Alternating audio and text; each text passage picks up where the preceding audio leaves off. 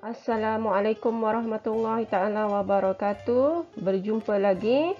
Kita akan menyambung perbincangan tentang faktor-faktor pertumbuhan mikroorganisma masih di dalam tema Sains Hayat Unit 2 Mikroorganisma. Jangan lupa subscribe channel saya, channel Cikgu Sarimah.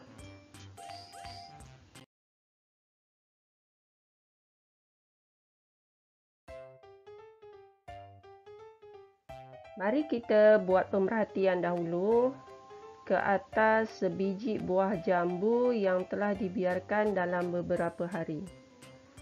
Perhatikan keadaannya.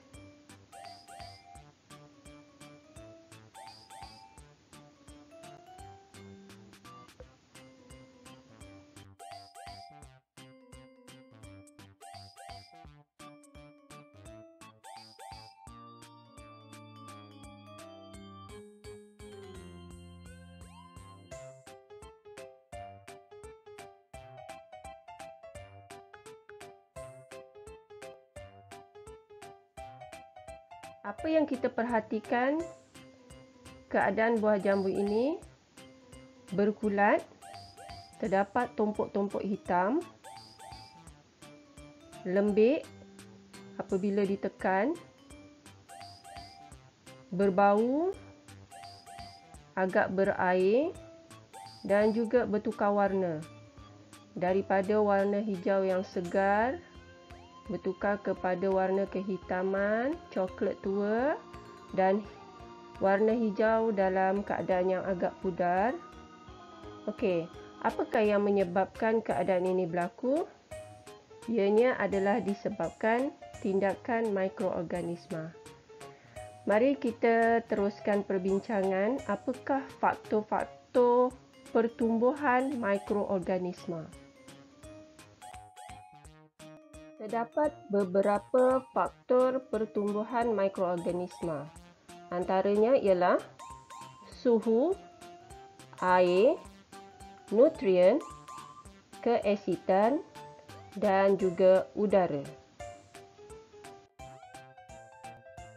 Okey, mari kita bincangkan tentang faktor pertumbuhan mikroorganisma yang pertama iaitu suhu. Bakteria tidak aktif pada suhu yang rendah.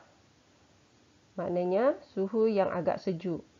Suhu yang sesuai bagi tindak balas mikroorganisma adalah di antara 35 darjah Celsius hingga 40 darjah Celsius.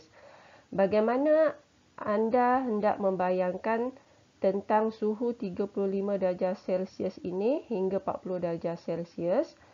Kita pernah membuat eksperimen pada tahun 5 iaitu mengambil suhu air pipe, di mana suhu air pipe biasa yang kita gunakan itu ialah di antara 32 hingga 33 darjah Celsius.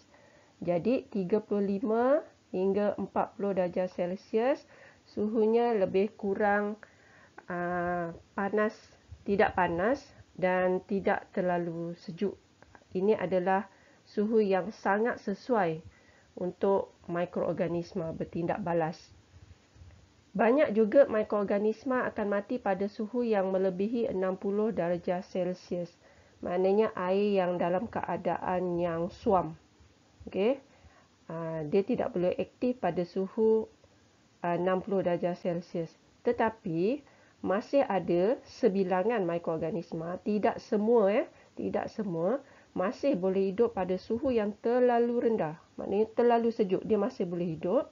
Dan juga suhu yang terlalu tinggi ataupun yang agak panas, dia masih boleh hidup. Ya, ada hanya sebilangan sahaja. Kita ke faktor yang kedua iaitu air. Air sangat diperlukan dalam pertumbuhan mikroorganisma. Semua mikroorganisma memerlukan air atau kelembapan untuk hidup dan menjalankan proses hidup. Kelembapan yang tinggi sesuai untuk pertumbuhan dan pembiakan mikroorganisma. Seperti kita buat eksperimen menggunakan roti, di mana roti tersebut perlu disembur dengan air untuk memberikan kelembapan supaya mikroorganisma boleh bertindak balas di situ. Seterusnya, mikroorganisma juga tidak boleh hidup dalam keadaan yang kering kerana ia tidak boleh aktif. Jadi keadaan yang sangat kering, dia tidak boleh hidup. Dia perlukan air ataupun kelembapan. Faktor ketiga ialah nutrien. Semua mikroorganisma kecuali virus memerlukan nutrien untuk pertumbuhan dan menjalankan proses hidup. Dalam keadaan yang tidak sesuai untuk hidup dan tidak mendapat nutrien, mikroorganisma ini akan mati. Nutrien ni lebih kepada makanan dia. Okey, makanan untuk tenaga. Tenaga ia untuk bertumbuh. Faktor seterusnya ialah keasidan. Okey, apa itu keasidan? Seperti yang kita pernah belajar di tahun 5 iaitu di bawah tajuk asid dan alkali. Kalau asid dia lebih bersifat masam, alkali bersifat pahit. Okey, sebilangan mikroorganisma boleh hidup dalam keadaan yang sedikit berasid. Maksudnya tidak berlebihan asid dia. Sedikit berasid, manakala sebilangan mikroorganisma yang lain boleh hidup dalam keadaan yang sedikit beralkali. Maknanya dia boleh hidup dalam keadaan yang tidak terlalu masam ataupun yang terlalu pahit. Dan faktor yang terakhir ialah udara. Apa yang kita tahu, semua benda hidup perlukan udara untuk bernafas. Jadi, termasuklah mikroorganisma. Disebabkan dia adalah benda hidup, dia memerlukan udara untuk bernafas. Cuma dia berbeza sedikit daripada manusia dan haiwan.